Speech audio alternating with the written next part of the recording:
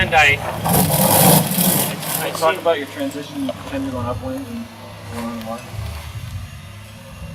Yeah. So like you talked about what you went to do first. Forward. Right.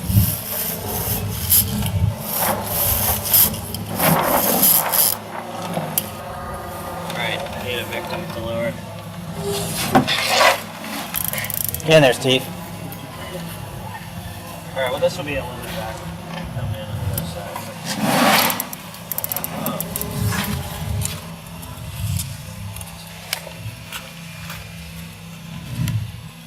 I'm coming in. I'll hit the weather mark.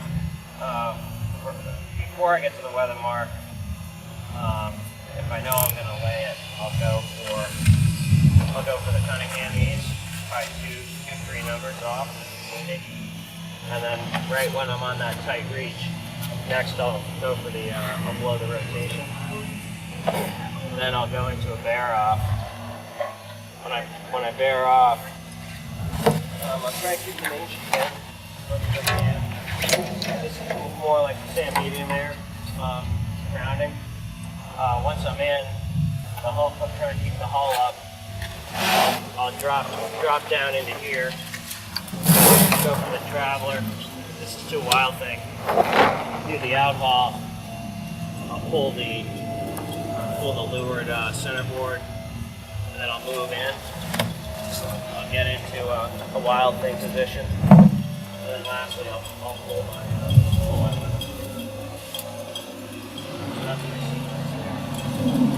and most of the time when I'm wild thing, I'll sheet off of here, and that allows me to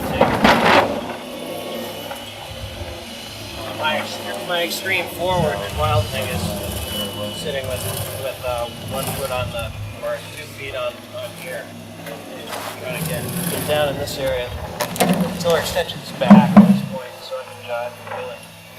But it's not a super comfortable position. And then the tough part is what I've been having problems with is being able to rotate the clutch. So a lot of times I'm sailing blind. Not ideal either. Really mud. Steady, what? Yeah, going down and I'm coming up with. Well, in the area that you typically look at. Right. And as it gets windier, it's mostly weight placement.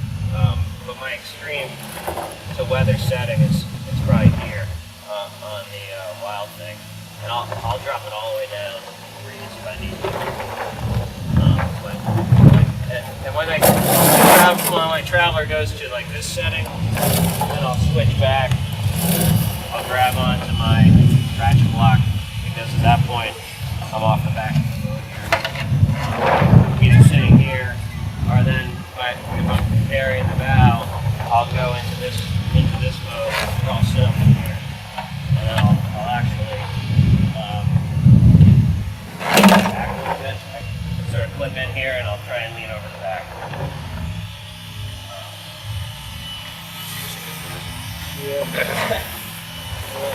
So that's another thing that helps in breeze is aggressive hiking off the back.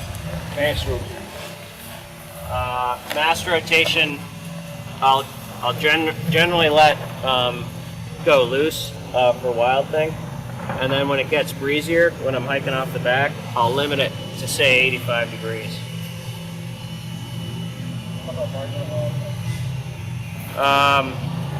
Sometimes I limit it, but I guess I don't know yet. Each sail seems to be a little different. If you're doing mild, you think let it over rotate past 90? Yeah, I just put this system on, which I hate, but I put it on anyway. It's just a lot of crap on the boat. But I think I put this on. This isn't tied right, but I put it on so I can over rotate, because I found myself sitting up here going downwind, and I couldn't physically put my foot on the boom. I had the system here. I didn't take off yet, but it also seemed like the boom would sky up in the air, and it just the mast would rock around. So I thought for the world, if it got really light, it's probably going to be wavy as well. And I wanted the mast to be locked in, and I wanted to be able to get forward. So I did it for that one specific condition, which I figured is, again, maybe one of my weaknesses, light air. So I'm just catering to stuff. So you do over-rotate there. At least 290 and hold it at 90.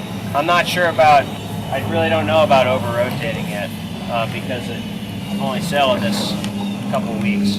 Okay. You know, before I wasn't really able to over-rotate. I could just get to the 90, so I'm experimenting with what over-rotating looks like.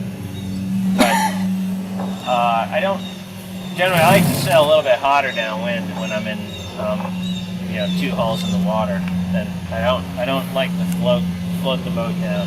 I like to sail and get to the breeze to jibe, which sometimes doesn't always work for me on like a Tuesday night course, but it definitely works on a bigger course because you're, again, searching for that new breeze, which is going to pay off. And a lot of times we sort of fight for a little spot in our local racing, and it's probably the same out here in the lake, but on a bigger course, you really need to be eyes out of the boat looking forward.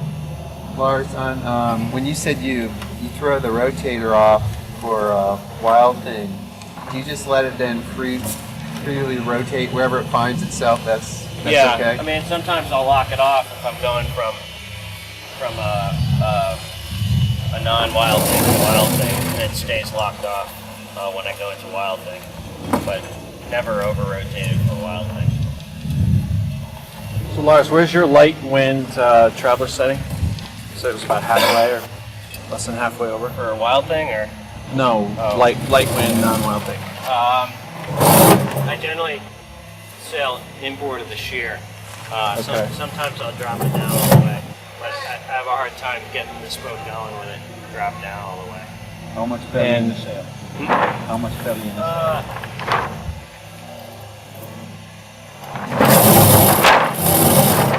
That's maybe my max setting. 10 inches? Yeah.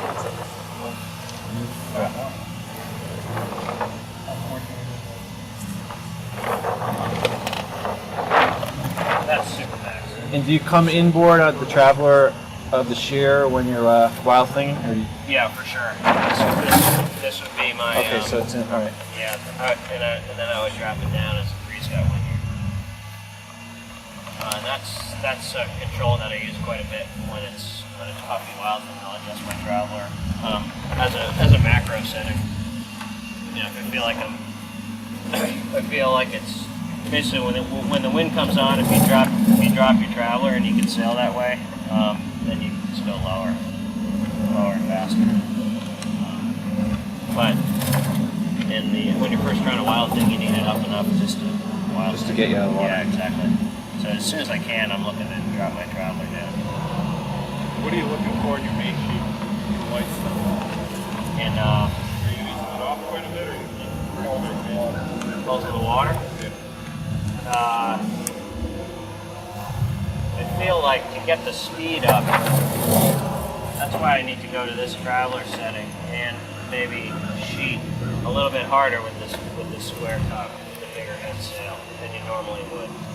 It's amazing to me when I look up and it's still all flowing. And then at that point, when it's still flowing, you've got good power. Sometimes I will drop it down if I want to tactically, go lower. But the newer, bigger top sails take quite a bit more main sheet going downwind than you would think. Otherwise, it's tough. Yeah, and try not to move it a whole lot, but our fleet's aggressive. Basically, pretty kinetic. Yeah. Legal or not, I don't know. But pretty full on. Right. Inclusion the whole time? Oh yeah. It's full on. I can't. I don't sail that way because of my weight. I think it's really disruptive. So I like to be smoother. But sometimes it just pays to be active on the helm and the main sheet going downwind. Yeah. Yeah. It's pretty dynamic. That's why I like the sheet off here. Get really good range. I was wondering how you're managing some wild. This is pretty key right here. Yeah. No ratchet block, but it's kind of nice. I can feel the power in the sail. I really How like much it. do you think your pump? Big aggressive pump, or just like? I'd say I'm not super aggressive with my pumps. It's not like a laser style. It's because of where I am. It's more like these little middies, and then I'll have to spool it out and then wind it in on my hand. So it's the easing and the spooling is aggressive, but the pumping is not. It's better to be outside the ratchet too. Yeah. Yeah. How do you work in a travel with a sheet tiller at the same time? It's a little bit funny. You gotta have a technique for that. Yeah. Grab the two with one hand, or If it's going up. So if it's windy, if you're going up high, then you I'll want to ease switch off. to here, and I'll use a firm hand on the traveler. If it's not windy, then this stupid position, I can let go of the tiller and just do this if I need to move it up or go down. But certainly, whenever I do the traveler, both upwind and downwind, I like to have just one hand, because I think if you try and mix it, then you lose so much control with the boat. Like if I was trying to mix it with these two hands, went down too far, then I'm screwed. I'm like lost. So. Whatever you gain in height, you do. Yeah, so you want to, particularly downwind, when you're cranked up and you want to ease your traveler. Sometimes you can do it with one hand. Generally, I'll switch off, make conscious effort to do it. And at that point, all these adjustments, you want to just keep sailing the boat, fast forward smoothly, and that's the trick with the adjustments. So, changing gears is difficult, but it's necessary. And it's a skill that you can develop without sailing with anybody. You can do it on your own. Once you get it up, you bring it down how far? Another 6 inches? Or really depends? Well, it would be a change I would be noticing where maybe I'm sailing with the main sheet too loose, and I think I can sail the main sheet tighter and go lower if I drop it down. So I'm probably working the traveler, say from an initial wild thing here to like a low mode there, and that's with my body position in this area. And then when I go back into the sort of extreme zone, I'll sail from here and down into this area. And then when it gets too windy to bear off in the puffs, I'll go way down to here, and then I'll actually set my boat up so when a big puff comes, I'll luff the sail. And that's like more or less, it's not survival, but it's getting close. When I'm fast down there, I think I'm really kind of a lot. Yeah. Carlo, power, you can call it gas pedal. When I'm rolling, Yeah. power, drag wheel. Also, when it's wavy, I find I have a couple of high twisted twist on it. It seems to have more power than the drag. And I'm always trying to get the traveler down and shoot in and get it turned out fast forward, chase this guy. This is always fast forward. Well, there's a change in my wild thing. When I move out of this position, I move back into here and I drop the traveler. That's all of a sudden I'm out of here. And I think my style of dropping the traveler and pulling the main sheet on, and then I go back to just real aggressive driving, just doing this, and that allows me to go, I think, fast and not and lower. I think it's faster. Yeah. I think the traveler twist is back. Yeah, it is, but it works. It works up until that point for me. When you're going square into the waves, and you got to do that when you're going across the waves. I don't think it's a very you can't sustain it for very long. For like a whole hour. Because it's too much main sheet. You're just With the traveler up. Yeah, with the traveler up. I'm always looking for for when the boat's really balanced and it's just easy to sail. So then all of a sudden the boat's on autopilot mostly, or it's sailing well enough that then I can start looking around again and make decisions on where you go. And that's always my goal, is to get the boat gripping and then start looking around. the other part of the whole game. Midwinters last year going in, that one jibe that was so bad. It's hard to figure out. Yeah, I had problems there. Yeah, the Italians were all over there. Yeah. Yeah, then I met him at the keg. So yeah, but it's really, and that's where, you know, wave sailing, for me, I need to go and do it for like 3 days straight to get in the groove. There's nothing I can switch in my head or change. I just need to go and do it. That's where wave sailing is really hard. You're not worried about not having a knot and that the traveler hits shears the boat off when you jibe? Well, I never. You never hit it, but sometimes you must forget. It's always cleated, I guess. Oh. Traveler. Particularly when it's windy. Because I've sheared a 1/4-inch boat by letting it hit. I haven't done that yet. You know, it's embarrassing because all the little balls fall in the water, man. Think for yourself. I don't work that great anyway. Well, these are captive, so. That's a good point. But I haven't done it. Oh. Not saying that I won't.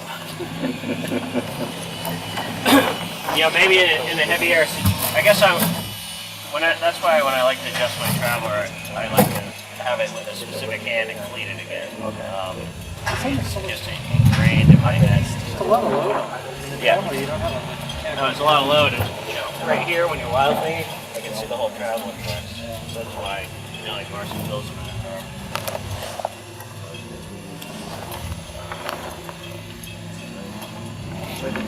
Any other questions?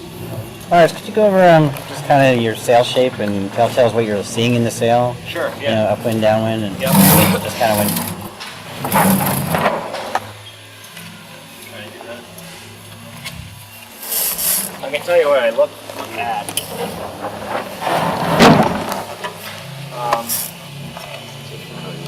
This sail doesn't have it, but I should put them on. I use, with the big head sail when I was learning it, I put some specific leech telltales on. I'd say one in line with the 3 around the A, and then one in line with the top one, and then right at the top. And that helped me a lot with, like, what Ian was saying, downwind and sheeting the main. You can't, sometimes the middle telltales don't give you the fast read. I can look up and say, you know, my leech telltales are flying or not, and it's real. I think it's a good indicator, particularly because as I get more fine-tuned with the sail, I don't need to look at them, but they're really helpful. So this sail should have those. So I use those quite a bit, and I don't. I'll look at sort of basic flow on or flow off. Downwind. A lot of times you look up in wild thing and nothing's working, but you're going fast. So the telltales are weird. To be honest with you, yeah, downwind too. But I do notice that when I'm fast, when my fast feeling downwind wild thing is the hull's lifting and I'm able to just burn it down. I'm easing the sheet and then pulling in at the end of my burn and sailing up. My sail is fully twisted and all the telltales are flowing, and they're not stalled. So that's the mode I'd really like to be in. But a lot of times you're forced to sort of over trim and torture the sail to get the boat to do what you want it to do. I think the leech telltales are good because they never want to be. I don't think it's ever fast enough to stall. Well, downwind sometimes. you can stall them, but it's good to know that you're doing it. If you need to, if you're trying to, burn it low, or I don't know, trying to just get the hull up, you can stall them for a little bit, but it's nice to relax them and let them go. The other thing is that I like is for sort of 2 hulls in the water. I like to know how hard you can pull the sheet, because from this perspective, sometimes it's hard to see the telltales on the sail. You can kind of see the leeward ones. You almost have to go around the front of the mast. Right, but you can see the leech ones pretty easily.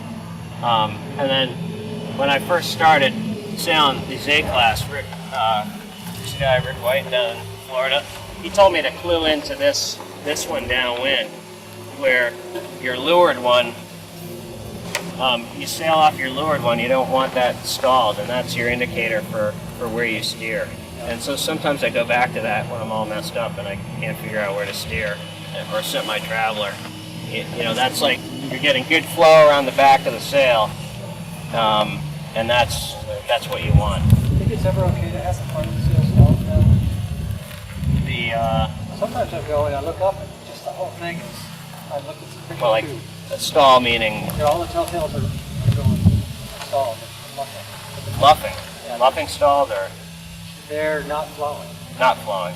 Yeah. But the boat's ripped. Yeah, that's why I said it's weird. And it's hard for me to look at them all the time. And then you bring the mast back and get them to flow and the boat goes slower. You know. Yeah. But Greg Goodall always said maybe 20% of the time they should flow. Yeah. 20% of the time, The forward telltales. oh, the weather telltales. So so that the telltales are one thing, but I look for when I'm trying to depower upwind, I look for the top of the sail to go away, and for it not to do that when I'm trying to power up and going upwind. So I'm looking for that leech to stand up when I'm trying to get on the wire before I start pulling Cunningham on, and that has a lot to do with the rotation. So that's, just as a gauge, you can go out, if it's medium air, marginal trapeze, you can go out, set your rotation forward, sheet in, get out on the wire, and then just pull your rotation back, and you can watch the top of your sail, and when it activates, stop, pull in the sheet, and see if you can get it going. And that's a good way to set up a sail. Could you say that one more time slower? All right. It sounded important. If you're It sounded important. as a gauge, if you're going out and you're not really sure where your rotation should be for getting out on the wire, not out of this transition from the super light air to trying to get on the wire. What I've done typically with like a new rig or a new sail, you set it way too far forward. You just let it loose. You get going.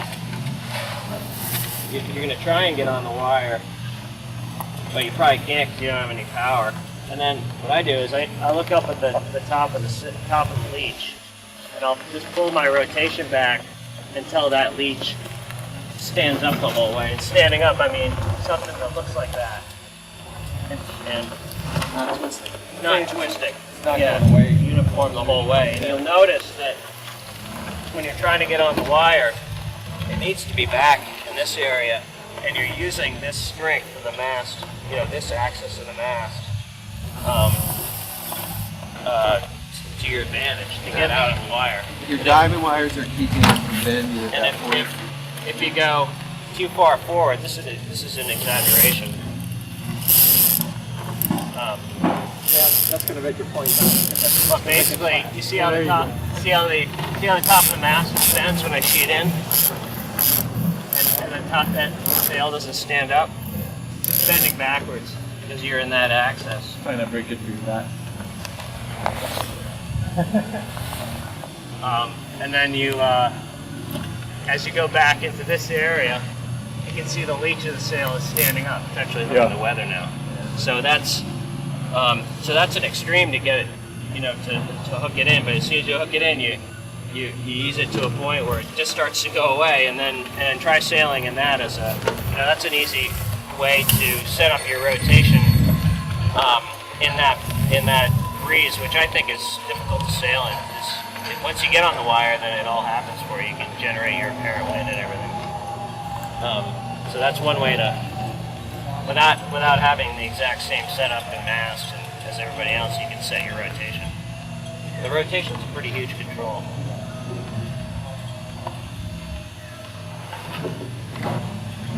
That makes sense? Yeah. But that's one thing you can look at and watch. I also clue in when I'm fully depowered in breeze.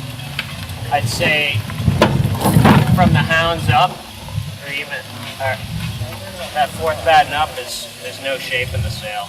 Maybe a little bit in the fourth. I'm starting to carry more shape in there. But that's kind of another subject.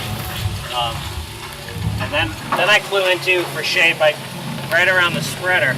Spreaders are a pretty powerful control for shape, and you want to carry some shape somewhere in the sail to drive you upwind. And if that's too flat, or if you just notice that batten's too flat, then you probably need to either one, relax your Cunningham a little bit, or punch your spreaders forward to increase that depth of the sail there. And then the other thing I look for, if you're too depowered or the sail's not set up right, is in breeze, the bottom bat, when the sheet in tight, Cunningham in tight, will actually do that on you. It's okay to, like, every once in a while I'll see mine want to do that, but it never does that. So I try and set my mast up so that when it's full breeze on, I still have a little bit of leech return there. But whenever it S's, it means you don't have a leech to stand up on and drive on. So basically, as it gets windier, this straight leech, disappears down the sail. I say the spreaders, but you're still, that's where you're gonna get your point in your drive. The rest of the sail's along for the ride. In like a DN or something, you go through all those, the mast bends so the leech stays straight so you can go fast and point. So that's the same concept with this.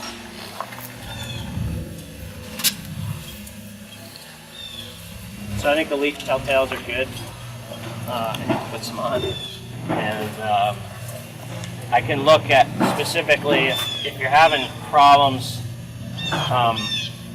with your setup. It takes some time for me to look at each boat specifically. But if you have something that you want me to look at in the water, just tell me, and I'll just try and do that.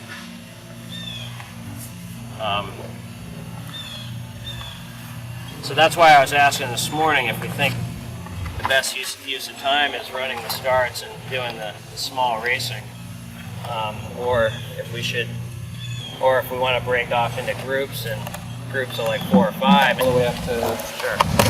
Are we? You think we're kind of done with it? No. I wish I didn't have to, but the way the mast rig. What I found with this boat is it's real nosy, and That's what I was. And so I don't know if I'm overcompensating. Each boat's a compromise, obviously in this class. So you pick a design, you just got to optimize it. So what I've had to do is I like to set the boat up with as much rake as I can, so that downwind I just think it's faster. So I'll drop this is basically my range. I'll go from this range, which is sort of my all-purpose range, and this is my heavy air range, and I'll switch it about, depending on the wave state, but if I'm offshore or like Isle Morada or off Newport, I'll pretty quickly go to that back setting to give me more range downwind. And it's basically just so I can push the boat harder and breeze. With your rig, do you feel a weather helm? There is a little weather helm. Okay. But it goes away also when you get the boat all dialed in and flat. I also have to pretty aggressively rake my blades under the boat, Okay. which is scary. You're cheating. By doing that. Well, yeah, you're just trying to get the smooth helm, so you're not yanking the helm. You're taking the feel away. Yeah, you're taking the feel away. Yeah, I guess you call it, it's cheating. Yeah. But I learned that in the Tornado. We went to super rake, this is before the Spinnaker. And in that boat you did it for a couple different reasons, one thing I took out of it was that it did translate to better speed downwind and breeze with the rake all the way back, and it actually helped in light air because you rake the whole thing back, and your slot got bigger with the jib. So that's Okay. getting off on a tangent, but that's why we did it in that initially. But it did open up this whole new downwind wild thing. It was just a lot faster, a lot easier to drive. But we ended up shimming the top of our rudder gun. You know, it's one design, so you have to measure it all in. But so I got used to sailing with the rudders rigged underneath the boat. How much under are you? I think I've got it marked on one of them. That, Okay. It might be more though. That lines up with your, Ransom. okay. Yeah, that one's more. This one's more. I was having problems, so that's why I measured it. Okay. And I need to I think I fixed the problem before I came here, but I need to measure them again. Okay. So if so between this line and that line, I notice a difference. Sure. Where I'm slower on this tack because I'm We still got dragging it. more weather helm. Yeah, over more here. weather and I'm not able to sheet in as tight. And This is, you've neutralized it more with your starboard, Yeah. starboard yeah, rest. exactly. It's also, I know I've been loading up because I've been failing the top of the rudder head. This boat is generally a little, it's been a little under spec for me, the way that I sail. So I'm slowly breaking it and putting it back together. But I like rake. I don't know. Okay. I've just gotten used to sailing with it over the years, and I think it translates into the good speed downwind and upwind.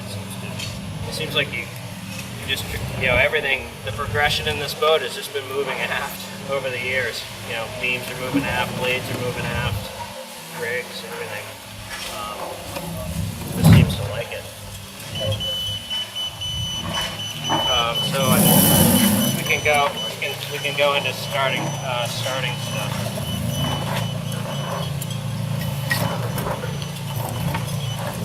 You want to do starting inside? Because I see we just got pizza. Yeah. Why not?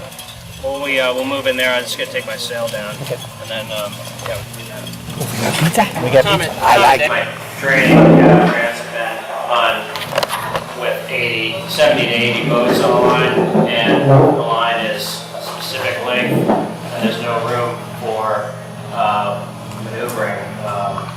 So you end up getting to the line, 3 minutes before the start, and you end up sitting behind the line, say a boat length, for 3 minutes with 7 to 8 feet in between each boat. You're sitting there parked doing this the whole time. So that's one style of starting that certainly great in my head.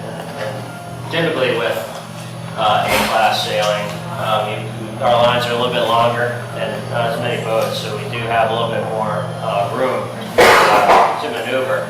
And there are holes in the line. So my suggestion is if you're having problems with starting, or if that's a factor, it's better to sort of ignore the favorite end of the line, unless it's a gross, this is the wind here. If it's grossly favored, then you gotta get the favorite end. But a lot of times I'll just ignore the line, and if there's if the weather end is slightly favored, and you've got a big stack of boats up in here and up in here, I'll take a conservative approach, tack underneath the big pack of boats, and start sort of down in this zone where you may only have 1 or 2 boats. And that allows you to control your own, get a pretty good start, be at full speed. And it also pretty quickly off the line, like we were talking about before with 1 or 2 boats, half of these guys never make it out of there, or they're backwinded, they're shut out, they're having the tack right. That allows you, I think it's really important in the A-classes to get clean and free as best you can. So some of the skills, and generally, most of the fleet tends to set up at the committee boat end and a little bit overstood and a little bit late. Those are my general observations with the A-class fleet. So one of the I prefer to use the port tack approach, and to come in and pick a hole, unless I know again that I'm fighting for this spot at the weather end. That gives you some options. One, when you're sitting with a bunch of boats in a line up here in this pack, you're basically locked in unless you do some sort of radical move, like back out and go behind them. If you come in on port, and it gives you the options to pick a hole and to tack and to control your own destiny. If it is crowded, or if the line is compact, or if you just want to practice starting this way, I like to think about starting the catamaran as like tank maneuvering. You're not going fast. You're generally not going anywhere, but you're swiveling the boat on its axis. And if you've got the wind here, you rarely want to have the boat head to wind unless you're trying to back up. Go either direction by backing up. Ideally, I like to be just slightly cracked off so that if I sheet and with the traveler down, and the other technique I use is I have my rudders stalled down a little bit, so that if I want to move forward, I can sheet my traveler in, unstall my rudders, and the boat moves forward. And if you're too head to wind, then you move forward a little bit, but then you stall, and you're prone to either just sitting there and waiting for the boat to back up and go again, or you actually end up tacking by accident. So if possible, I like to have the boat canted off the breeze a little bit, and that's where the traveler control is very important. So I like to balance between the traveler control. The traveler gives you the rotation of the boat, if you want to think about it that way. The main sheet complements that in terms of forward and stalled. So that's the way that I think about those two controls. And then the other thing I like to do when I sail by myself or before starts, is I'll run through like a rolling start. If the line is set up, and every 2 minutes I'll sit on the line for 2 minutes, and then when I think my distance is, say, and I try and judge this distance here is the critical distance from, say it's from, you want to hit the line at 0, obviously, when you're done. So, but you might, if you're in this tank mode where you're rotating and your rudders are stalled, it may take you 15 seconds to get up to full speed and hit that line. So that's another. In the ideal world, you're sitting here back stalled, and in that 15 seconds you can get full power. You're on the wire. You're trimmed relatively, pretty correct, and you're starting to pull in Cunningham and to basically be at full speed. It rarely happens that way, but that's in the ideal world. That's something you can practice. So this distance here is the critical thing to work out. And typically people are probably a little shy at the starting, and or you're too close to the line and you don't have that runway, so that you're waiting until, say, 3-4 seconds, and the boat doesn't have a chance to accelerate. So a lot of times, if you're too up on the line, and if you have to wait too long in the boat, by the time you accelerate, you need this distance to accelerate, and at that point, the guy from back here is just jumping you and going, because they're coming from behind, and they're starting earlier to accelerate, but they've got the runway to do it. 2 questions there. What if there are other people that are up on the line? You want to have that 15-second time distance margin, but no one else is waiting for that, and now they're up on the line, and you're worried about losing a hole or losing an hour. That's you're just forced to get on the line with them. If it's that tight of a line, and that's where I would opt for the lower congestion area, where you could ideally get more. So if 15 seconds is ideal and 5 is not enough. But if you get caught in that situation, if that was your intention, but now all the way here I'm caught, Right, so everybody's going up. That's your intention. The way I like to think about it is, Okay, you're stuck in the middle, say between two boats. And you're all fighting for this position. Well, what I like to do, if I'm this boat here, is I like to jump that boat. Because all of a sudden, you come off the line, and if you can go, if you're following him up in the line, you're going faster, you're gonna end up jumping this boat, and the situation's going like this, and all of a sudden you gain, a whole boat length where you don't have a boat anymore, so you can use that room. But if you come off, overlap, and this boat beats you, then you've lost your lane. So you're basically you're robbing the lane of the boat to lure on you. And also you don't want this guy to rob your lane. So it's real management between the two boats, and that's why the downspeed boat handling is very important to get a grasp on, and it's something that's, it's not very glamorous in practice, but it pays off a lot to practice your slow speed, and start stops. You have to see how long it takes you to practice from sitting there, traveler and main sheet in, and going and getting on the wire, and look at your little move time, right? And then it's 12 seconds or something. I guess my question was that if everybody's crowding up to the line, you're going to lose that maximum speed distance.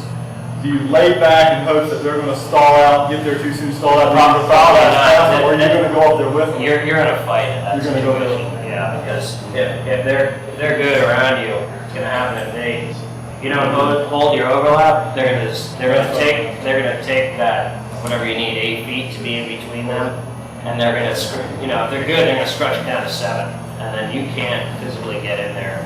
And then if you do get caught up on the line earlier than you want to be, are you traveling down to sheet in, or are you getting the traveler center sheeted out if you're going to have to get up to speed as fast as possible? Well, that's where I like to have, maybe it's a combination of traveler down, and the attitude of the boat is pretty important, so that when you accelerate, you're doing this, and instead of trying to, start from 2 head to wind and bear down.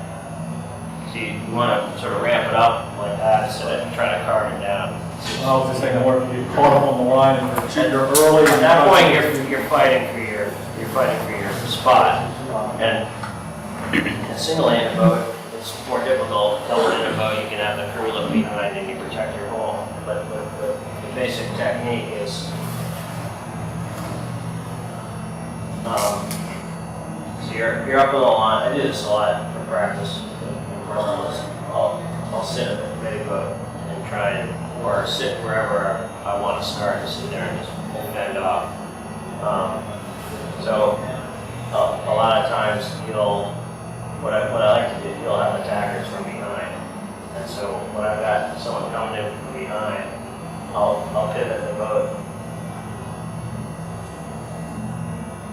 boat aggressively down, so that boat will want to go up on my hip. And as soon as I make that move and I know they're committed, I'll come back up. And it's easy to explain, but it's hard to do. It's hard to do. You just got to show them that you're willing to protect your spot. You're willing to protect your spot, and then vice versa. If you have a boat coming in, vortex approach, which is the style that I like.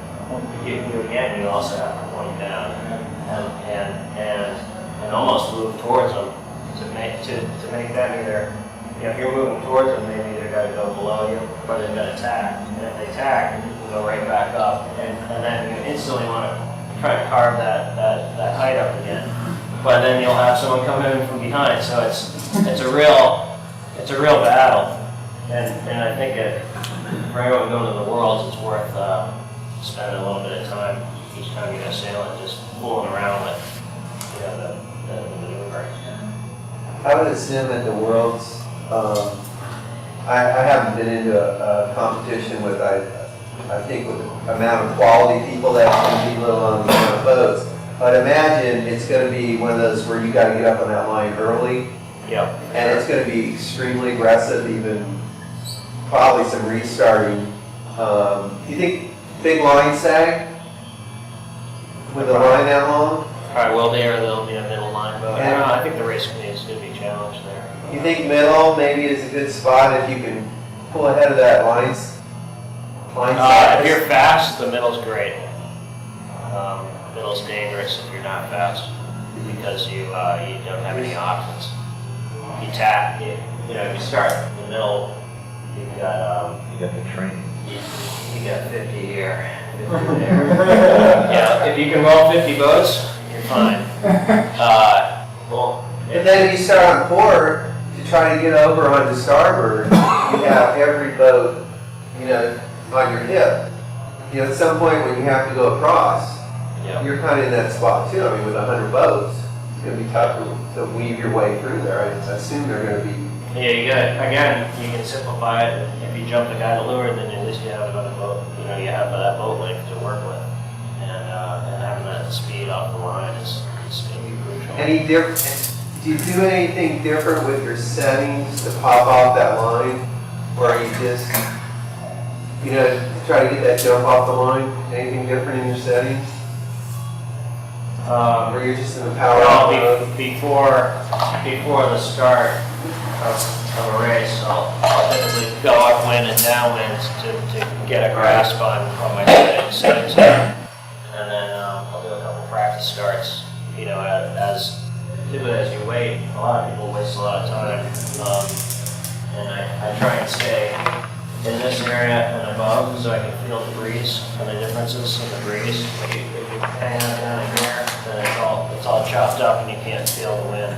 And then I'll do a couple test runs so that I know by myself I'm coming off the line, I'll get my cutting edge to 2, my rotation looks good there, and then I'll more than likely come off the line with my rotation preset, and then the cutting hand not on fully unless I know it's really windy. I don't usually pull my cutting hand on until I've got my main sheet in.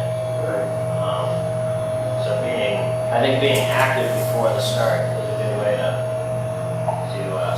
stay engaged, and it comes down to just practicing the starts. And would you, if you were in a big fleet like that, which obviously you've been in, 2 guys are being aggressive, and even if you think they're going to be over early, your thing would be go over with them? No. I mean, it's close. It's not blatantly, but a really aggressive fleet, and you feel like the fleet's going to be on the line, if not just slightly over. Would you tend to go with that group rather than sitting back and saying I'm safe, and then get, just hammered because they didn't call it? Or what's your take on that? As far as I just go for it all the time. But I don't like to be over. So you gotta judge. If you think you're covered, then you go for it. So if you look behind you, you can't see the intimidating boat. And if there's 20 boats covered, you just. Because they're not going to. Either it's going to be general recall. It's a game of can they see you, or not. And then a lot of times, if you get a good start, you don't poke out right away. Going fast, you just say, okay, I'm throttling here, and then you make your jump later. Because if you know you're over early, then you don't want to poke out right instantly. Make sure you have a white boat. And that's a real race management problem, and it happens at big events all the time. And then people file for redress if they're called over early and things like that. They have witnesses. It's a real nightmare for the race committee. But typically you want to, if you don't get off the line, then you're going to be hard pressed. You got to be really aggressive, like you said. Yeah, and just calculate. I mean, you don't want to be so aggressive that you alienate yourself, but the better sailors will look for people that they think they can take advantage of on the line. Scoot alongside them. Or just jump them, roll them, instantly, and if you can get a pack of like 3 or 4 of them, and you do that, then you just have all this open water instantly. If you don't get off the line, then you don't. With your boat management on the line, what if somebody discharges you? I mean, what are you going to do then? Defensively? If someone comes in from up here, Yeah. That's a move you'll see a lot. Or you'll see some of. And it's a move that I use. I'll come across the top, and if this person's left a say a full length and a half, you can reach across and park there right in front of them, and basically you have right away because they can't run into you. So if you're this boat trying to defend and you see a boat reaching one, you attack, go up and meet that person so they can't go and sit on you. That's not really a dip start. Are dip starts legal? I don't know what a dip start is. That's from we are on the line with time, come dip down below the line, and then. How do you think that was legal? Someone has a P flag, you don't see that. How about barging? Is that the word you know, barging? There's no I flag. That's Last year? I wouldn't do it. I think there's a 1 minute rule anyway. Yeah. There's an I, Right. a P, or, an X. I believe there's a 1 minute rule though, that you can't go An over. I flag, but if there's a P flag, you can be Yeah, over the let's line. have that flag up. Yeah, if there's just an I flag, a P flag. I mean, if there's- over the line. They won't put that up unless there's been a couple more. If there's room to do it, you can do it. But I think that's a pretty risky move in an A class. Yeah. I think We don't maneuver. I think all of us like to, sail aggressively, but not out of control like that. I'd say that would be an out of control. A dip start, but I don't think I've ever done one. It's kind of like the port staff, the port cast starve and it's not port favored. Right? You could try it, but Well, I think I don't know what your options are if it goes bad. And if you don't make the turn properly. good in the end or I guess that's more of maybe you'd use that if you had extreme current running like this, or some sort of version of that, and you had a big sag, and maybe you were having trouble up here, and you reach across. But I don't think you'd ever want to come down like that. Because this current would just kill you. And it'd be too big of a turn. And also, you'd basically be coming in and doing what this is, because you would never have the opportunity to come in, and you'd have to be doing this at like 5 seconds, and you'd probably just get mowed over by somebody. And these boats are pretty quick to point and to accelerate. I think that style start probably works in like a big keel boat or something like that. But on a good, with a group of good sailors, I don't think it'd be a proper move. The last 2 big winners that this committee was had the P flag up, so when they go, you can put on the Yeah, if a race committee's having problems, they're gonna have the around the end roll up, so, and that almost goes up instantly. They have the option just to do it right away. Yeah. So that's getting off the starting track. The other thing that works well, if you think the right side is to start on port to duck people. You've got to be pretty confident if you're going to cross anyone at any time, or even ducking people, you need to be pretty confident in the boat handling and make sure the rudders don't stall. But that is a technique. And whenever everybody's jostling for the boat, and you just said the helmet, I want to get in clear air, so you go for the pin. Are you going for max velocity when you hit that pin, right mark, or If I think the boat is favored, I'll scrunch up underneath that pack, but I'll be hesitant to get if there 30 boats in this area. I'll be more apt to just be in this area, even if it's favored. Because a bunch of times you get into this where you get a right shift before the start, and everyone wants to be in this area, but probably only 4 boats to make it out of here alive. So I prefer to be this boat and get a clean start. And even if you get lifted up, you're in the top row. Hopefully, unless it's some sort of radical shift where it's just a reach to the weather mark, and hopefully it shifts back a little bit before you dig back in and get those boats. So starting is a little bit about risk management.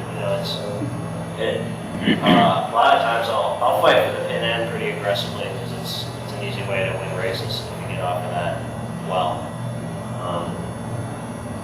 But it's harder to get off the, it's harder for me at least to get off the weather end. Some people are flip-flop that way. If you have decent speed, then it's not crowded in the middle, and that gives you a lot of options too. Like in the North American fleets, there's enough room on the lines that you can get away with it. Any specific questions or I don't know if problems? you covered this, but is there a sort of a distance that you like to be away from the line at a certain time, and then some power went up to, because we can all sit 5 minutes away if we want to down, right? So at what point do you sort of get ready to get powered up, and how far away do you try and be, and that's where when I get out to the course early, I do little mini tests. I try to do it on my own timer, either a 1 minute or 2 minute rotation, and I'll judge my speed. And when you're doing that, it's important to if the line's here, and say you're stopped here, say it's 13 seconds, and you decide to go, then follow through with it. So you may end up over the line, but when you're practicing it, don't simulate like you're around other boats and you kind of go straight forward. You can't dip down into all this ride stuff, and that will teach you that correct distance because that distance will change not only with the wind shifting, but the wind strength, the sea state. So that's a constant. That's a variable time. do you try and get powered up in the last 20 seconds? I mean, I find I'm waiting till the last minute, and then something happens, and I'm not powered up, and it's going. Yeah, you're probably too far away from the line, first of all. And, a number that sticks in my head is you better be on the wire at like 6 seconds or you're done. It's powered up.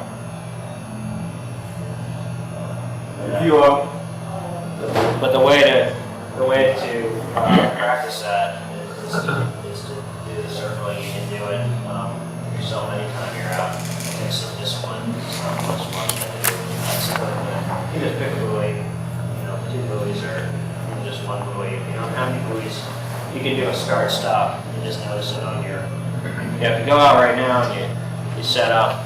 And you look at the boom timer and just say, okay, I want to get going at full speed. So you just go hustle, and then as soon as you get at full speed, look down at your boom timer for the certain condition. That'll give you a pretty good gauge that, so say it's 10, 12 seconds or something. And you'll know when you're on the starting line for that wind condition that day that you better be doing something in 12 seconds. Either, and if you're not, you're kind of out of it, and maybe you should be thinking about dipping down to tacking or something like that. But typically, I think people maybe either they get too close and they don't have enough runway, or they're so far behind in head to wind that you don't have a chance of getting through all the other boats that are stacked up here. There's much less wind as you stack it up with 20 boats here. So if you're second row, you're at a disadvantage with wind strength. And also, it's extremely hard to sail through someone when they get coming because they can just bear down and get in your way and take your breeze. There's not a lot of breeze behind this first row. We know. Can you discuss port tack starts? Yep.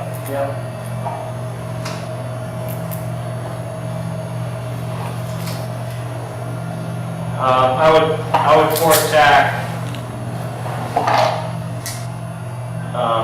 one if the pin is very favored and where you might not even be able to fetch on the starboard tack. I would consider that a port tack start. or if this right side is so favored because of a geographical shift or just more wind, I would consider a port tack.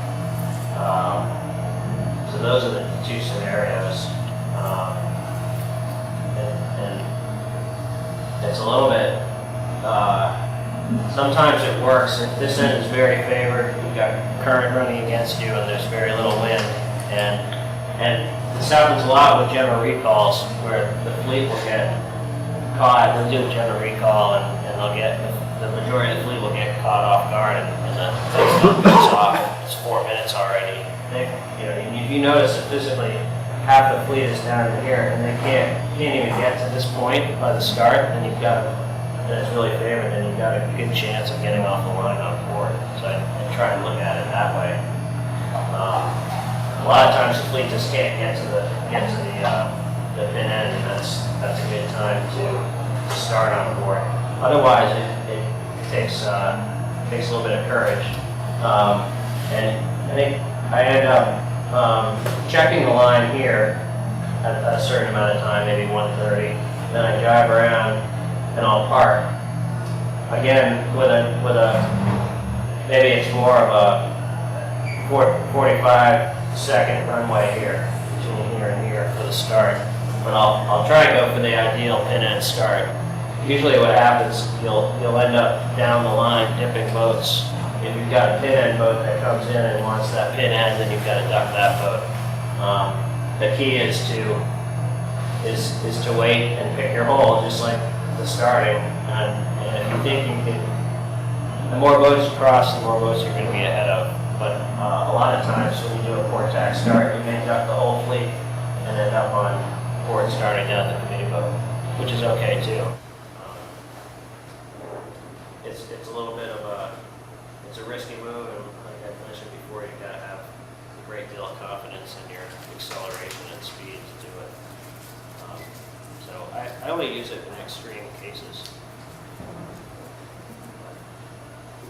It's a high risk move. If you're over really in 100 boats, any recommendations on what to do? How to get out of that? Vision or Just, you get acceleration, and are you trying to hold that deep? Are you dramatically coming back up to, are you focusing on your boat speed? Are you focusing on your angle down? I find myself getting lost and just kind of driving all over the place, trying to figure out how to keep, wondering should I be looking to keep the boat going, or should I be taking my depth on this? I guess I get lost with that. There are a lot of subtleties to that, and some people really are clicked into that. Phil Kinder does really well downwind. Pete Melvin does really well downwind. I probably struggle downwind a little bit,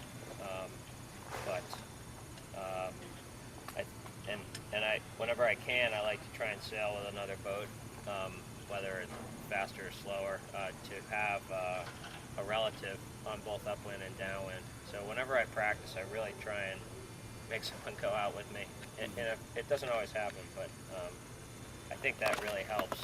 And if it can be the same person, then you've got like just a mental base of who's going fast and when. And that helps me a lot, because then when you're practicing, you can change different things and see what your VMG is doing. But during the racing, I think it has a lot to do with the tactics, what you're trying to do. A lot of times I'll sail at a faster, hotter angle, if I'm trying to if I'm on the wrong side and I'm trying to cross to get to the other side and jive and protect, or vice versa if I'm trying to sag down in front of boats so that they don't pin me to jive. A lot of times you come around a weather mark, and boats that round behind you will get a puff and dive inside of you and keep you from jiving for your next move. So I try and come around the weather mark, get dialed in right away, and work on that low mode if it's important to jive. Because even if they get a little bit low on you when you jive, they jive and you get past. That happens a lot in our fleet in Bristol, because it's we sail on such a tight, compressed course, and there's like one move downwind. You're only limited to one move, and if you can make that move or you can protect on that move, then you can stay ahead. Ask a question, Yeah. kind of focused on that.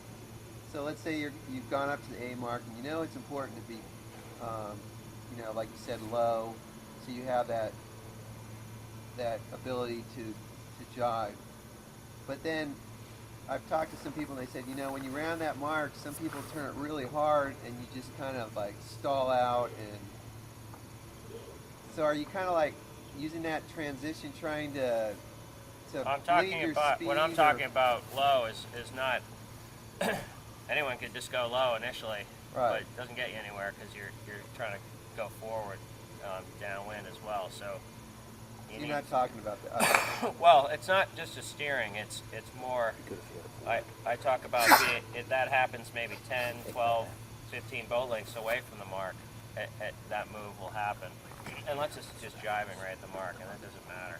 But again, in breeze, you can come around the weather mark and not be so focused on all the controls and just dealing with the major ones. And a lot of times, this is getting into more boat handling, but in breeze, I'll almost always, when I'm coming in on that reach mark, I'll reach forward and use my Cunningham on the main to do an initial power boost, and then also I'll let go of my rotation before I come in off the wire.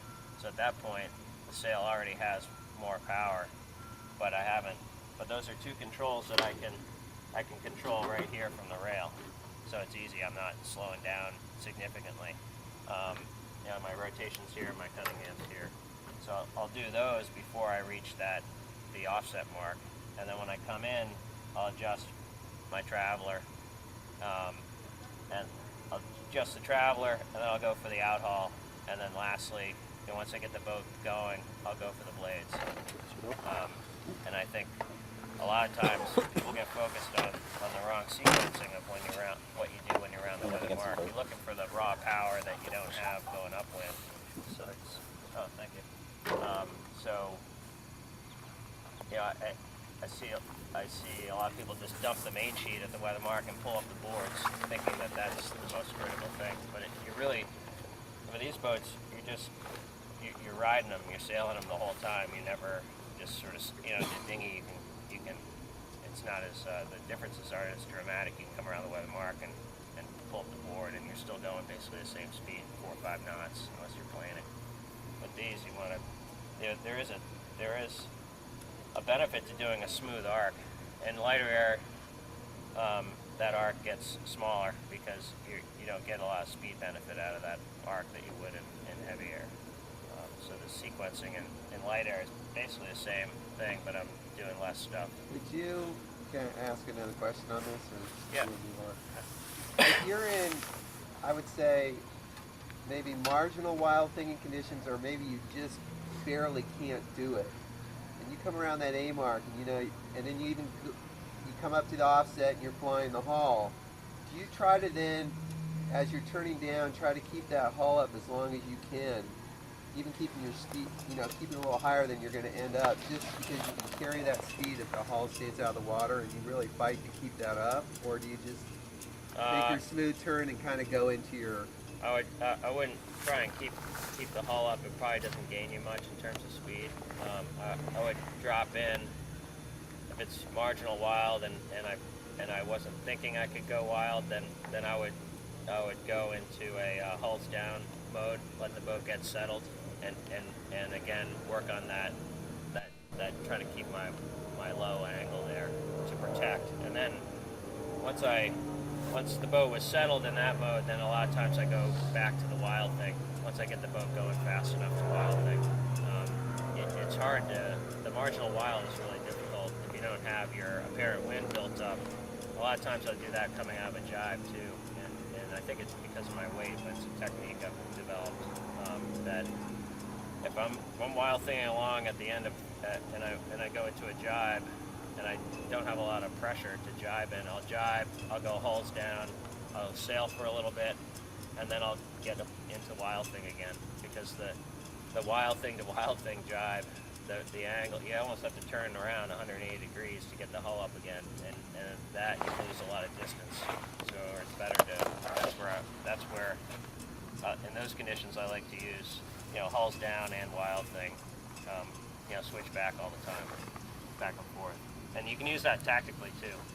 Like we were talking about before. If you want to cross the course, if you overstand the leeward gate, you can come in Wild Thing, or if you're trying to go low, you can use the hulls down mode.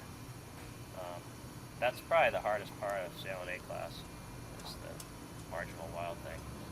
That's where I've all my sail development has gone towards trying to improve that, for my specific weight, and that's what I've focused on personally. So that's where it can be won or lost, pretty huge. That's getting to a pretty specific level of A-class sailing, but we can work on that. Any other areas? We're touching on almost everything now. But anything more, more specific to anyone personally? Yeah, 180-degree question. That's fine. Okay, it seems completely different for catamarans than for dinghies. My problem is when do you bail on a start in a situation where you've chosen your end of the line, you've got the start you wanted, but let's say there's two guys in front of you, but these are guys that you expect to be in front of you. And you're fucking bad eye for just bad air for just two guys. My rationale is they're only going to hurt you for a while before they get above and beyond you, and then I've paid the price. I'm going in the way I want to go. What's the coach from Yale? Zach. Is actually, no, you got to bail right away. What's your feeling on that? Well, I disagree with bailing right away. I think if I get a marginal or bad start, I try and hang in there and assess it before, unless it's horrendous. Well, I'm saying I got a decent start. If you have a decent start, what I like to do is take a quick glance around. Once you feel settled and you think you can do a little looking, I like to look it back.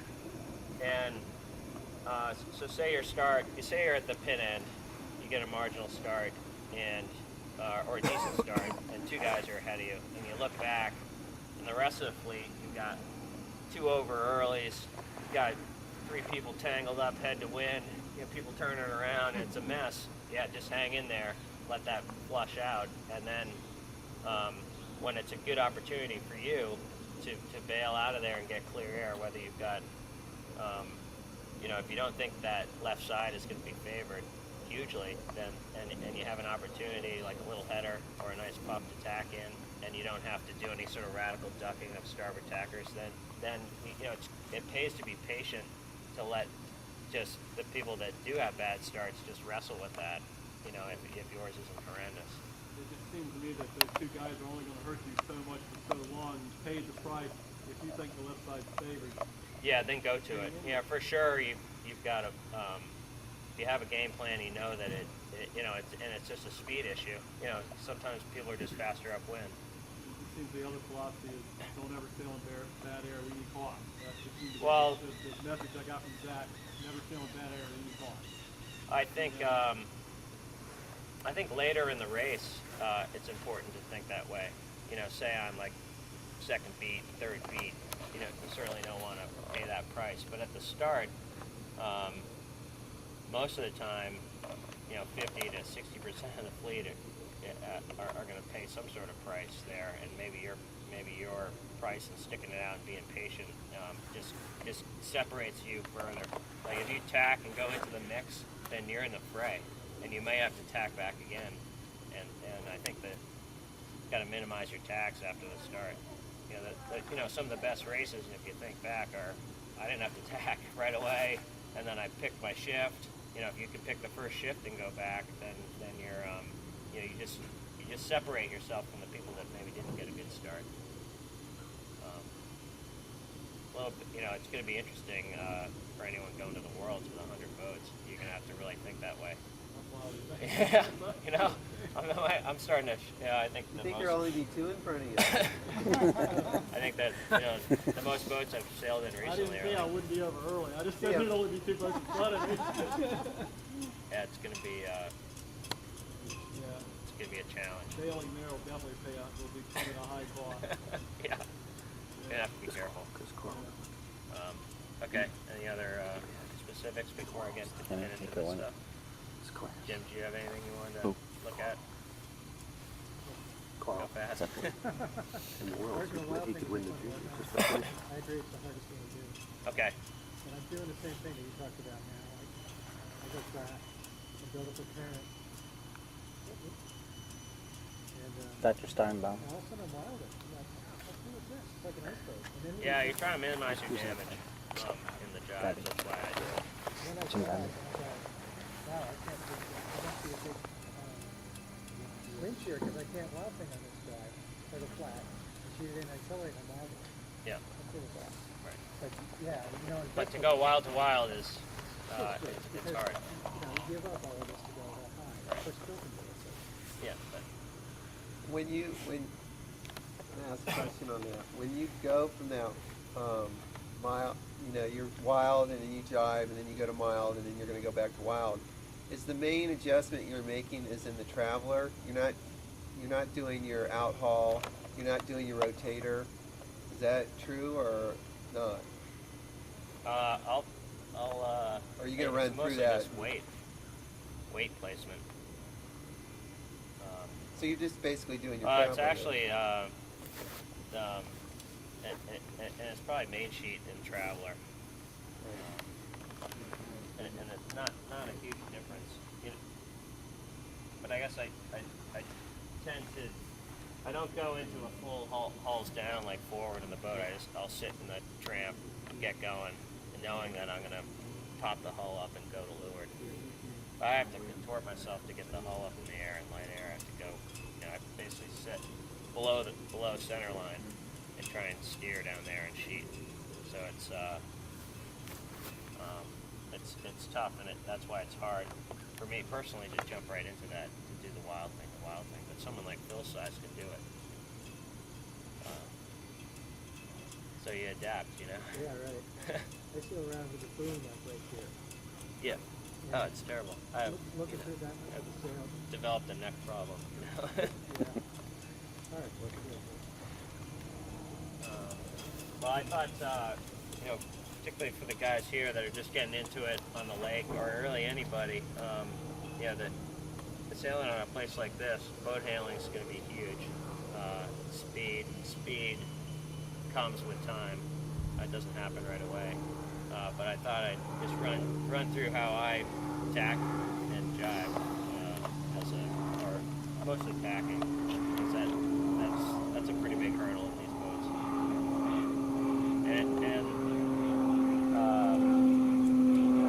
And my style of tacking is fairly aggressive, and you may have to cater it to either the way your boat's set up or how physical you are. But I'll show you the way that I do it. Now, Lars, you say it's fairly aggressive, but I watch you out there, and you're probably coming from on the wire, through the boat, and on the wire again. It just seems like the boat hulls just come down, they touch, and they just rotate right back up again. Aggressive, I guess, I mean, physically, in terms of, what you need to do to get through there and to do that. Yeah, you make it look good. And the tacking's pretty tough skill, and I've spent, a lot of hours. Not so much recently, but when I first got into the A class, just trying to figure out how to tack, and because it pays off. Tackling big waves in Florida was a problem this time of day. Yeah, waves are hard. A lot different than flat water. And every time I do, I get doing westport cruises everywhere. I know It's different. You've got to develop a technique in flat water. It's easiest to develop that, and then when it becomes second nature, then you can use it in the waves. But the waves are different because you pick your timing when you tack, and not every tack is perfect in waves. But you want to try and minimize, again, your damage in the tacks. You want to always make it through the tack. First of all, you don't want to go into irons. That can happen in waves. And a perfect tack in waves just takes a lot of practice. But that's looking forward, you know, outside the boat again, and fooling around with when you tack and what the wave looks like. A little bit hard to describe, I guess. Dave was talking about trying to use the wave to help put the back of the tack. So if you're going to choose a place to tack, choose a place that you get on this type of wind, you have to break away from that particular.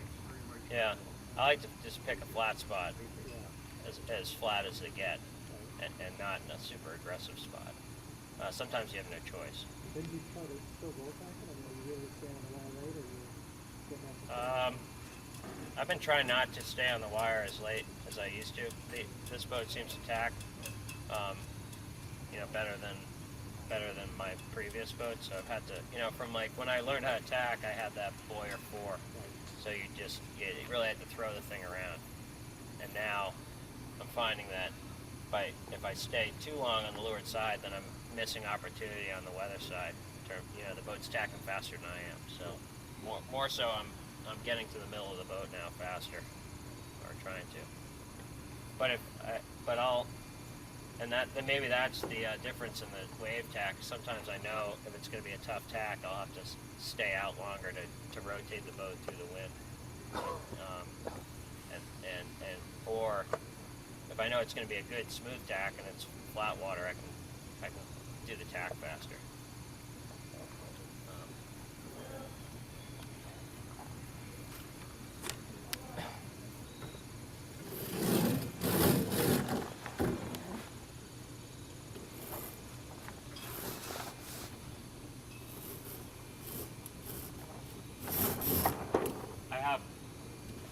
I guess it's kind of a weird setup for the U.S., but this is like a standard Australian setup. When we first started bringing the boats in the country, this is how they all came. So I've stayed with it. I think for me, it produces a faster tack, and I like it. I like it for downwind. It feels more like a dinghy to me. I think, you know, generally A-class it's half dinghy and half catamaran. It's neither. You know, and that's the way I think about it. And so my style of tacking doesn't. I think it translates if you have the aft sheeting. But if you have a cleat on either system, I find the cleat cumbersome in the tack because I like to let go of the main sheet in the middle of the tack. So I'm not sure how to incorporate a cleat into the tack, but I know a lot of people have it. So I'll have to think about that a little bit.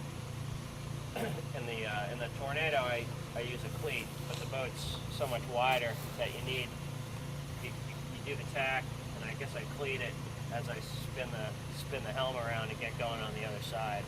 It's just like a holding mechanism. But in the A-class, you can get through there fast enough that you don't need the cleat, and you probably need to be more precise on that boat in terms of the sheeting.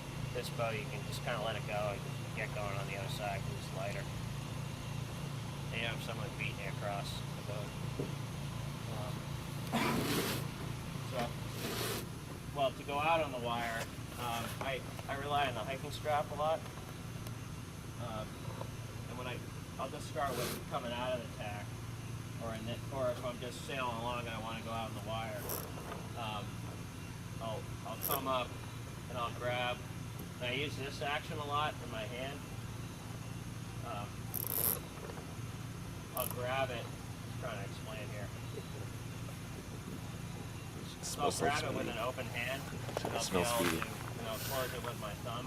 This gives me some amount of control where I can slip this through my hand, or I can do this, and then I can release that also. So when I go for the wire, I'll grab. Just trying to think.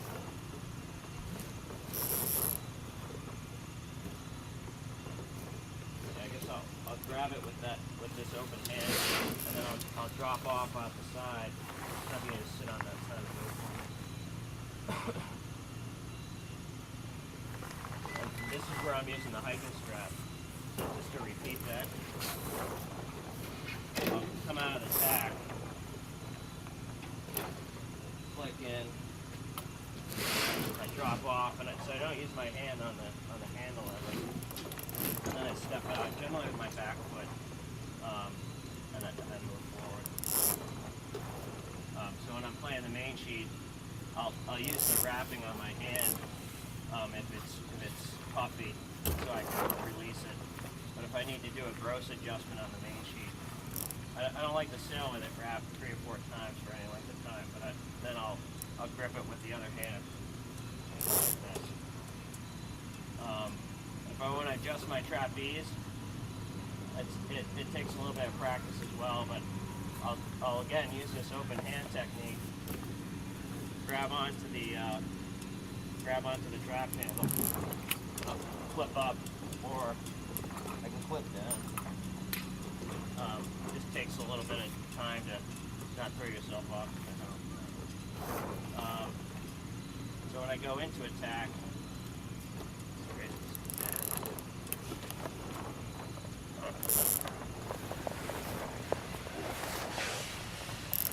I'll get organized.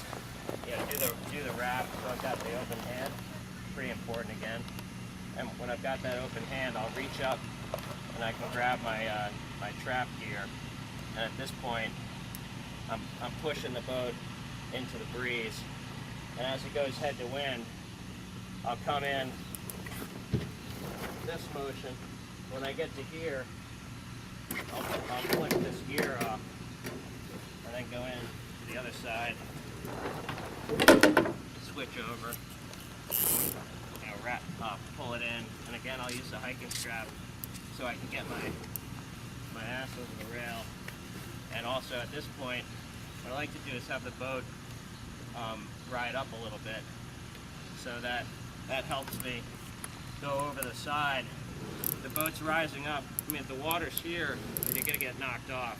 But if the boat's flying a hull already at this point, you're still in control of the main sheet, then you can drop out. And maybe this side I go out with this foot. But I guess it depends which way the boat's accelerating. So just to go through that again, I'll grab, I'll flick it here, go through. Sometimes I'll switch my style in the back, depending on how the tack is, but at some point the main sheet just goes slack and you have to let go of the tiller. Grab it on the other side. If I was tacking with a stern sheeting,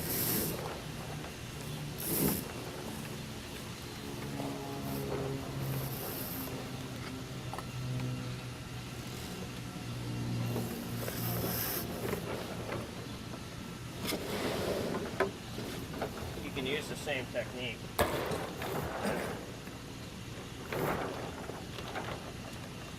You come in and you're easing as you're coming in and heading up and flicking it off. And I think at this point with the stern sheeting, when you get into this point, you ease it enough, complete it, then you can switch sides. And then, and then pull it in again. But it's important to when you come in and before you cleat it, to one, make it through the tack, and then to ease it enough but not too much, and give it a click. So when you come powered up on the other side, the boat will swing through the breeze, and then it's basically, what I like to do is get the acceleration started before I go on the trapeze. So what I try and do is keep in mind how the boat's sailing and not necessarily, just concentrating on getting out on the wire immediately. Try and sail the boat all the way through the tack. Lars, how do you keep from getting hung up in your sloop for ease? Look like you're putting your butt through that. I almost get caught in the On what part of your gear? I get this caught on the top. Yeah, you need Duck back under. Well, your PFD is probably too high in the back, or you need to wear a rash guard. But it looked like you were you were back through. Yeah, you back. It looked like you I'll back through, and that it may not be the way that I do it on the water. it's Is that a disclaimer? well, what I was thinking today is we are going to have video, and then at the end of the day, I thought I'll just put my sail up and go out and videotape a couple of my tacks and jives, so that we not only have you guys on video, but we also have the way that I do it, so we can have that record and take a look at it. I'll do another one just to see. So Lars, Yeah. in terms of body position, once you're out, you're forward to the shroud. Then when you start your tack, are you moving back I come back. and then throwing your tiller? And then you go straight across the tramp out and then forward? Like you're doing a U? Or Yeah, a little bit. You generally need to get back to this point to handle the tiller, I guess. And a lot of times I'm parking my tiller on I use the tiller on the deck a lot. Are you focusing on getting up to the shroud though to get out onto the trap first, or you No, just get the hell I'll do out? whatever it takes just to get out here, and then at that point I can go forward. Yeah. So I guess it is a conscious effort to get back. And is it pretty important to have that slack main sheet right when it's head to wind? Probably right after, so the boat can bear off on the new tack. Lars, where do you need two different positions when you're out? Where do you... Well, this is my light air position. If I'm in and out of the trapeze and I don't need as much riding moment, and then this is my sort of all-around position. I like to get as low as possible for leverage. So I set my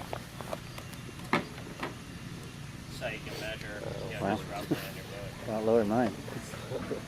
And that it's an acquired taste to have it that low, but it translates to speed upwind for sure.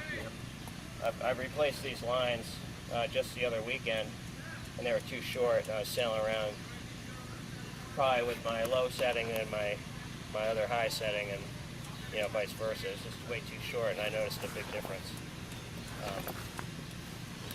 I'll just go through that tack again to see if I can figure out which way I go. Feels better that way too.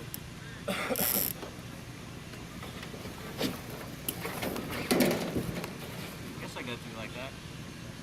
I'll check it out when I... Yeah, you don't go through your head, you go through more of your back. Yeah. Well, it's less movement, I think, if you do it that way. You want to minimize your movement, for sure. And I guess you've got to rotate, too. If you go through with your head, then what do you do there?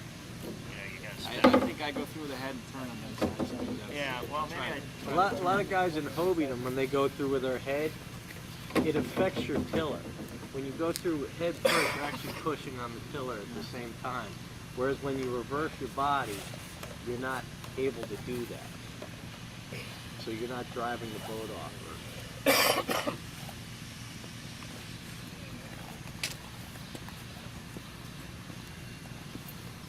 Or when you're going upwind, you want to be right at the dagger board when you're out? I'll move, my movement and weight placement is probably from here all the way back to here upwind. So that's my range in the conditions. I'll Depending on the style. Yeah, well, this is like, this would be a light air setting, if I was scrunched up to here, for light air. And then this would be like a choppy, heavy air setting. So that's my range. But the guy pick a median, be around the throat. Each boat's a little bit different in terms of that. This boat doesn't have a lot of valves, so I tend to be back in it more. Or the rocker is slightly, I forget what the rocker is on this. Rocker's probably maybe a little too far forward on this port side. I generally are after that to keep the valves out.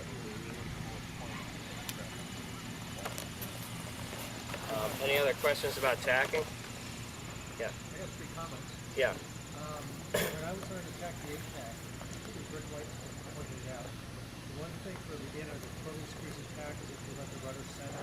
Yeah, that's valid. So if you go into attack, when your helm, there's a sequence in your helm where you initiate the attack as you're coming in, and then when you're in the center of the boat, that's when you can give it the hard over to whip it through, and then on the reverse of that, once you go to the other side, then you want to ease back out of it again. But what happens a lot of times, you'll see someone go into attack, they'll turn too hard initially, and then the boat stalls. So you want to turn softly in the beginning. As the boat goes through the breeze, you turn heavily to reverse that process. But also in the middle, when you're making that transfer with your helm, if you go from here to here to here to here, the boat stops, or you're in irons. That's a catamaran thing. So if you need to look at it consciously, that'll help you tax. You may flip over while you're looking at your rudders, but it's better. It's better to it's something to clue in. That's a good point. Now, how hard over do you go max before you feel that you're stalling your rudders out in your tack? I mean, I'm watching what you're doing, and I'm saying to myself, man, he's really pushing them over. I guess I'm maybe exaggerating that for demonstration purposes. Again, I think that's maybe where the video would come in, because most of this, all of this I do subconsciously now. So it's hard. It's probably hard for me to be completely accurate here with what I do, and that's where I thought that maybe just a quick half an hour afterwards, if we've got enough breeze, would be pretty good. Two other points on that. Yeah. I'm not as limber as you, so I find getting past the boats a little tougher. Yeah. So I definitely run to the back of the boat because it swings up. Okay. Yep. And I get more height, and I know when it's light air, I gotta come into midships. And I was doing this one-arm pull-up thing, and I watch you do it. You're looking at the shop. One-arm pull-up skills. Shop doesn't do it all for you then. Yeah. So I definitely, for me, quite strong. I need 6 inches of Yeah, no, and I think naturally I'll fade back there because that gets me over the hump too. But in light air, I'll consciously try and dive for this area and stay out of this region, because I know that the transom's big, and that slows the boat down. Yeah. How about in super heavy air? Are you diving from the middle of the boat? Not really. I try and use the same technique and make it repeatable. And then I just change my speed that I do it in. It's certainly happening faster in breeze, but I think it's really good to work on just one technique, and then you don't have to. It's not a fearful thing in breeze. It's like, oh, I got to tack now. It's just like, I'm tacking. Yeah, just like I do at 12 knots or 8 knots or 15 or 16. I mean, there's slight differences, but the mechanics should always be the same. Traveler always stays centered on this boat, Upwind? regardless of weight. I'll drop it. It's sort of my second to last depowering. I'll drop it a car width going upwind. I'll go through the depowering of the boat next, I guess. That's a logical step.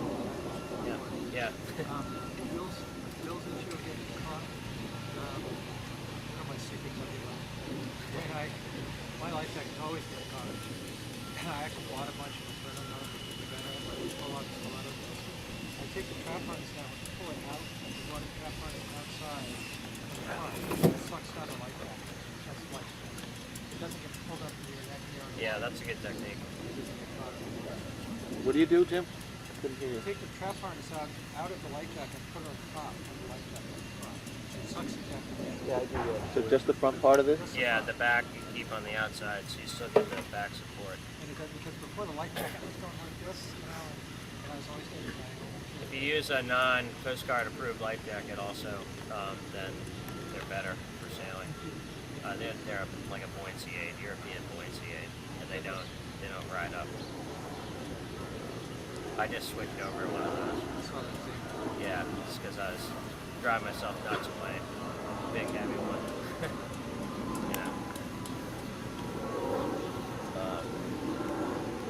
Whether that's legal, I don't know, but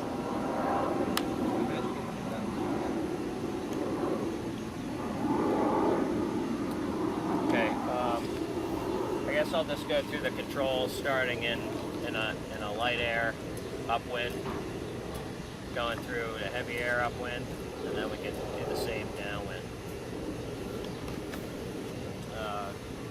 So in light air, if I know it's going to be light air for the evening, I'll take up on my trap gear, say 2 inches or so. I do that right here. That's like a gross adjustment for the night for the conditions.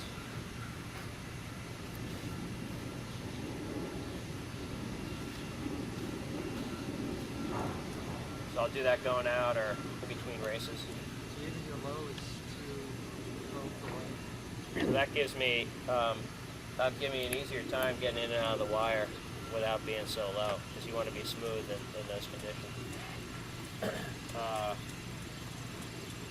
The rig, I guess I won't get into the tuning just yet.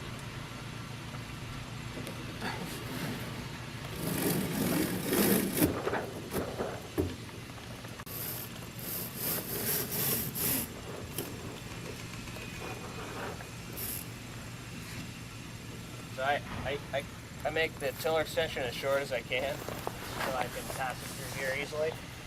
So it's a little bit too short in some conditions, so I'm really reaching back, but I like it for downwind inside my gear here. That's another reason why I've got my gear led as far outboard as possible. If it's in here, then I had problems, moving forward easily, and then it's almost impossible to get your tiller extension through. So that's why I ended up doing all this nonsense. But if I'm starting out at light air upwind, this would be in this mode here. If I think there's enough wind, I'll try and fly a hull, with sort of bracing myself against the mast. In this mode where you're not on the wire, I'll probably as a rough base, I'd be around the trapeze gear with my rotation. Outhaul is probably still tight at this point. And sort of minimal Cunningham. It depends on the sail, but with this sail, I need to, what I call activate it. I need to sail a little bit of Cunningham to make it all work. So if you're sailing around with it really loose, you're not getting the benefit of the shaping of the sail. Don't be afraid to just put a little bit on to help you out. And so that's my super light air upwind setting. The next step is to take the trap off and paddle in. If you're in that, you said if you could lift the hull, you would. Now, if like you get a puff of wind and you're in that light air, would it pay for you if you hold, let's say it's a little bit of a lift, or you can go a little bit higher but your hull's going to stay flat, or you can hold your heading and the hull's going to lift? Would you hold your heading and get the hull out for more speed, or ride up with the, you know what I'm saying? In light air, I'd probably take the height. I'd probably do both. Take the height initially and then try and generate it into speed as well. So not the speed first and then the height? So I guess it goes hand in hand. Depends again what you're trying to do tactically on the course. If you're coming off the line, I guess you probably want to take the height. If you're trying to get across the course to another puff, then you probably want to take the speed. But generally, I think one thing that I notice is a lot of people quickly try and jump and flatten the boat out on the trapeze, and you want to probably just do it with main sheet and steering instead of moving your weight around.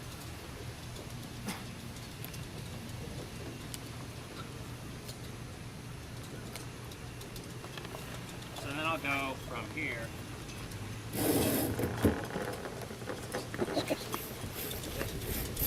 My next setting would be just slightly moving out toward to here.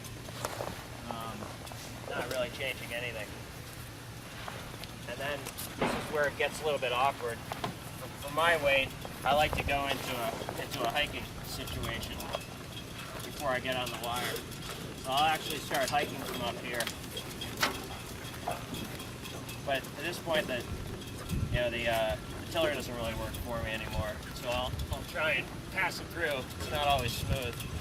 But this is how I'll sail upwind for a while before I use the trapeze.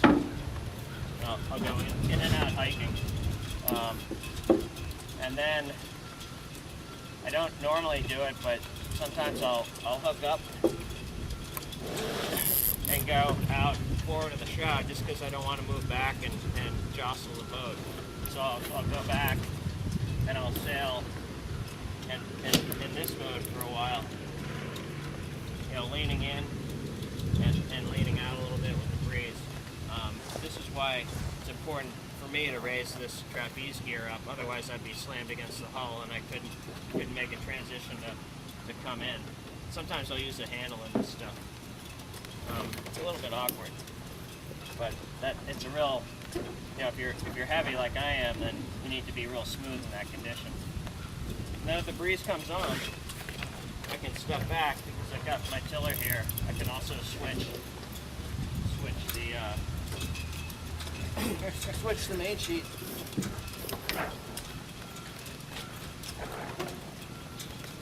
Can't do that on the water. Man, want some water? You probably can. Sometimes you have to.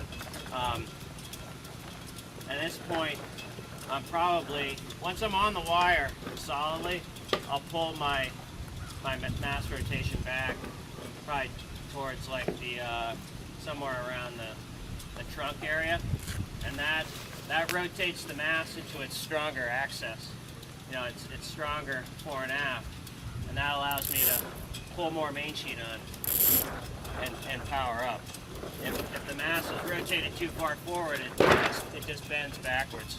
So I use that. That's pretty important control for me to power up to get on the wire. Is I'll rotate the mass back. And then sometimes when I'm fully flat out on the wire, I'll rotate it forward again to get a better bend.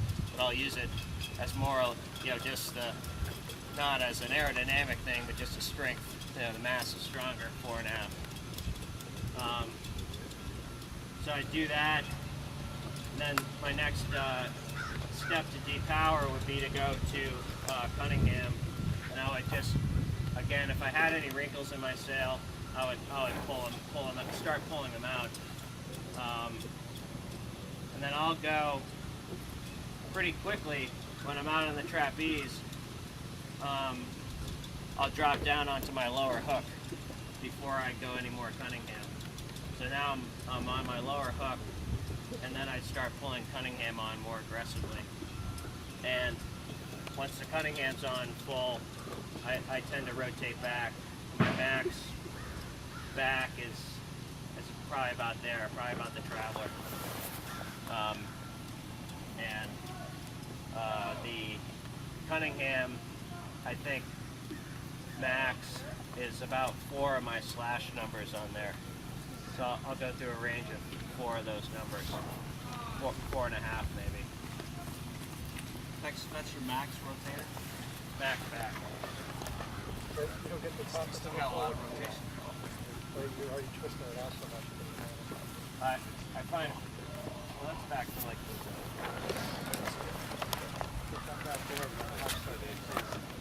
Get the wool? Well, that's where I use the Cunningham. Yeah, I find with the pinhead sail, you used to be able to come back like that, and it would be fine. But with these big head sails, I think you don't want to rotate back too far. That's pretty far back. Maybe a little bit more, but then I think you're overcompensating. And then I'll wind on. If I run out of Cunningham, I've got a 12-to-1. If it bottoms out, then I'll go and I'll put more diamond tension on it. And that's how I use my Cunningham. I don't like to put an overly powerful Cunningham on because I think you end up just stretching the sail with it. So as soon as I bottom out on the Cunningham, I'll make a decision to put more diamonds on. And that'll be in between races, or I'll try to get it that way. So I'll run from, I'm trying to remember what the number are. 25 degrees. 31 is max on my diamonds, Afternoon and like tomorrow. 24 is super loose. 31 is right. Yeah, on the new gauge, it's pretty cranked up. That's how much on the old gauge? I don't know. It's 32 to 39. All those gauges didn't survive my toolbox. so once I'm at a, if say, you know, I'm in the middle of a race and I can't adjust my diamonds, and I'm still overpowered going upwind, then I'll drop my Traveler a car width and sort of get away with it for the race. And that gives you like a fast forward mode. You need to sheet in a little bit harder and steer pretty accurately, but it seems to cheat, you know, the sales people.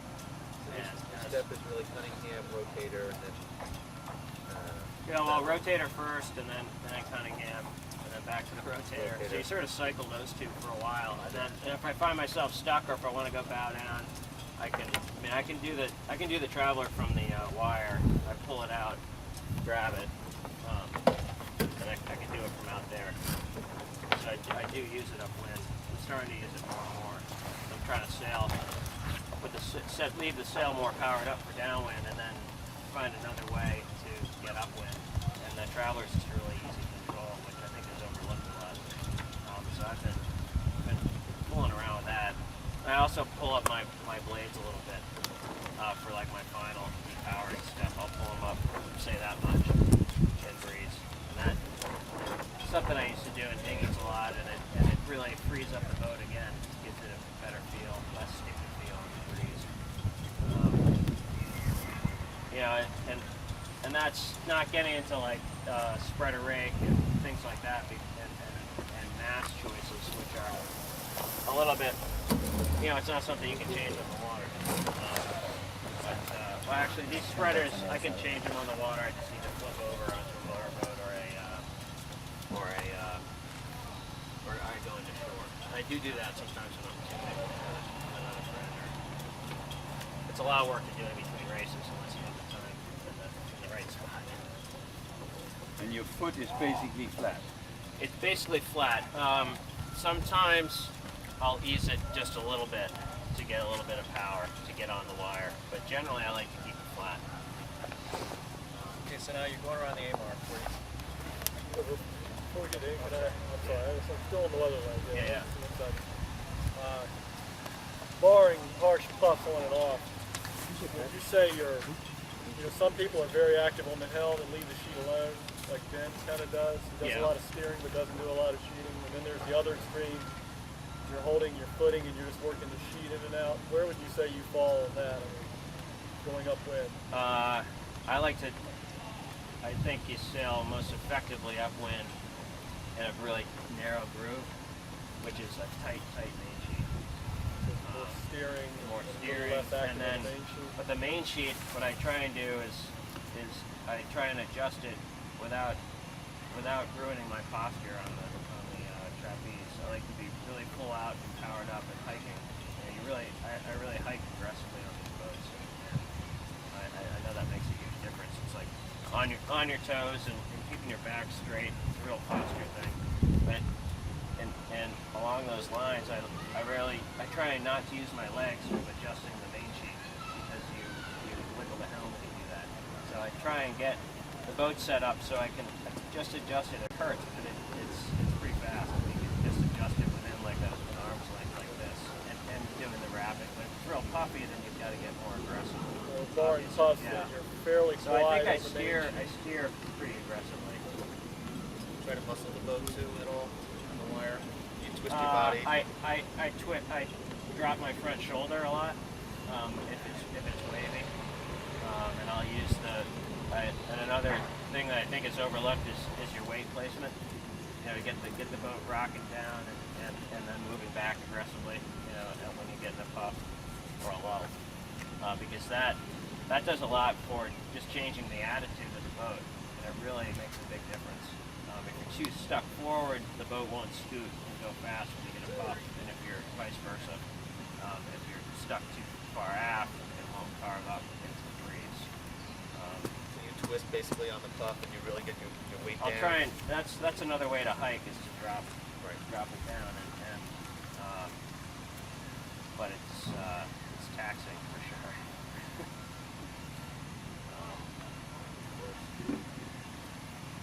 But it's a good thing to practice it. If you're out sailing by yourself, I like to really just zone out and just try and hike hard. You know, similar to what you do if you were out laser training. I think it's something that's overlooked because you've got all this leverage and all this power and controls. At the end of the day, if you hike really hard, then it does go a long way.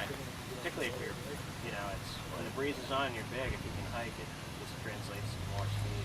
Well, I noticed the big thing is, especially the sailors around here, you know, everybody's legs are spread out like this, or they're pushed over like this. They don't realize that their body can take probably 30% of what you're doing there with the adjustments. Yeah, and also I think when your feet close together and you're stretched out, you feel the boat a little bit better because if the boat's not balanced properly, then you kind of fall over, and it's a good way to. It's a good indicator. You know, you'll feel the boat a lot easier, or you just fall off of it, which is fine. You know? But it'll give you feedback for sure. So that's sort of upwind generally, you know, light air to heavy air, the techniques that I use.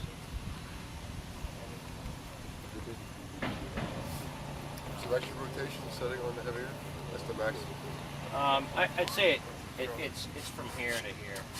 This area. And you're light when you're I'm more in this area. The shroud, I rarely go in the shroud. It seems just to be too much. You're completely off at the start on rotation. No, I'll set it for what I think. I generally. So before the start, you're setting it. Yeah, setting it roughly, and then because the Cunningham is off at the start, I'll generally come off the line and then go for Cunningham, main sheet on, and then fine tune the rotation if I need to, and then go for a while and then maybe pull even more Cunningham on. You know, once I get some open space, it's tough to be. I don't think you can properly set the boat up just right off the line to be sheet in and go. It also tortures the sail a little bit in the mast if you have the Cunningham on all the way before the start. A lot of times I'll set the rotation. I find I stole myself out at the start. So Yeah, no, sometimes I'll just keep the it's good to err on the forward side for the start because you know unless you get a perfect start, then you're kind of fighting for it there for a while. You're not at a full speed on the end. So I guess I can run through downwind now as well. Can I unless ask on the yeah. upwind? Yes. The minimum rotation, you have the back of the mast pointing at the end of the traveler, like Yeah, that'd be. you never go much further. Even with the big head? I'm finding not with this sail. No, you don't want to go much further. That's all. With the big head, you needed less rotation. You don't pull it back as much, correct? Oh. Yeah. I don't know. I don't care. I just, you know, it doesn't seem right. More left curve. Yeah, it's Can't just. get rid of it. It seems to. Hook the top of that. Pull the rotation up to give me my hands maybe forwards with the okay. So it's actually hooking in there. Before you do it, you'd rotate the mast so it had a whipping action because your sail was small, and now the sail is doing that action for you, so you don't need to rotate it back as much. So the sail's doing what the mast used to do, and so I think that's maybe the answer. The rotator again, because I've had questions about this. When you're just trapezing, could you give me general degrees? Because I know your boat's totally different than mine. As far as off the center, what's your starting point? How many degrees would that be, roughly? I don't know. You can More than 45? feel free to measure it.